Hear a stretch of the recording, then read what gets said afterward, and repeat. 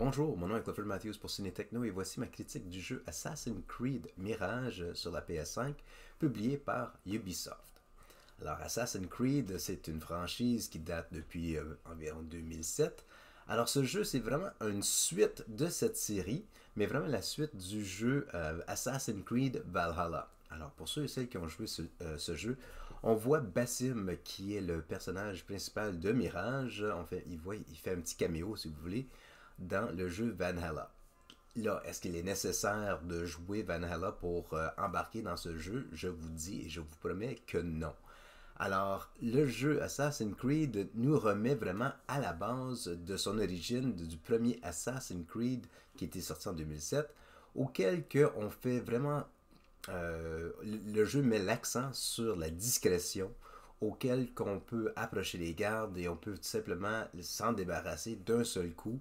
On peut faire un vol, un pickpocket de certains personnages dans le jeu sans être vu. Alors, l'objectif, dans le fond, c'est comme toutes les Assassin's Creed, c'est qu'il y a un culte qui veut faire tout simplement du tort à l'humanité et c'est aux assassins, justement, de remettre l'ordre au tout. Et puis, il s'agit de trouver des indices pour trouver le prochain membre culte et pour s'en débarrasser.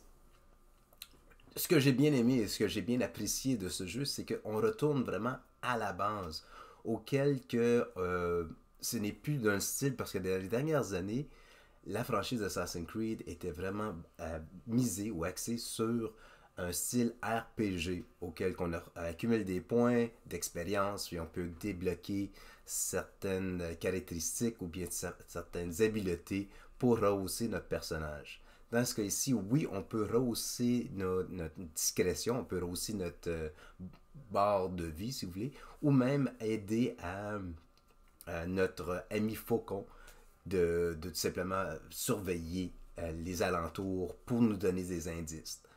Là, encore une fois, avec les indices, qu'est-ce qui est super dans ce jeu-ci, c'est qu'on peut y approcher de deux différentes façons. On peut utiliser de la discrétion et trouver des passages secrets ou bien trouver un tunnel, il y a des souterrains, grimper des murs auxquels on peut tout simplement sauter par-dessus comme voltiger au-dessus de certains gardes afin de franchir notre objectif. Ou on peut vraiment y aller plein dedans, tête en première, attaquer. Est-ce qu'il y a une façon plus idéale que l'autre? C'est sûr que le jeu est misé sur la discrétion, mais on a le choix. Là, en ayant essayé le jeu, je vous garantis que la discrétion, c'est vraiment la façon d'y faire. On peut facilement aboutir notre objectif et puis en sortir sans même que les gardes soient au courant de qu'est-ce qu'on fait. Alors, visuellement, le jeu Assassin's Creed, c'est du grand Assassin's Creed, qui veut dire que quand on fait une synchronisation, on fait un 360 du paysage. L'animation est très fluide. Il y a quelques instants auxquels je suis en train de me battre contre un garde ou peu importe, avec une armure, dans une caverne, et puis là, j'étais vraiment coincé entre l'échelle et le mur. Pour une raison telle quelle, il y avait un petit glitch. Est-ce que ça arrive souvent? Malheureusement, non. Je veux dire, malheureusement, oui.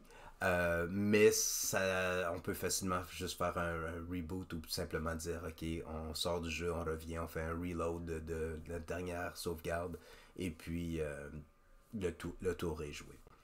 Mais visuellement, le jeu est vraiment, les framerate, des affaires de genre très fluide, c'est vraiment, surtout si vous avez une télévision 4K avec 120 frames par seconde, là, ça vaut vraiment le coup.